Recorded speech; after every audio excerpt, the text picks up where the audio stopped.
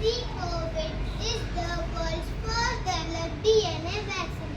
It is commonly used for diagnosis of blood thinning in heart disease and stroke. Number 2. Cervarix is India's first indigenously developed quadrivalent human papillomavirus vaccine against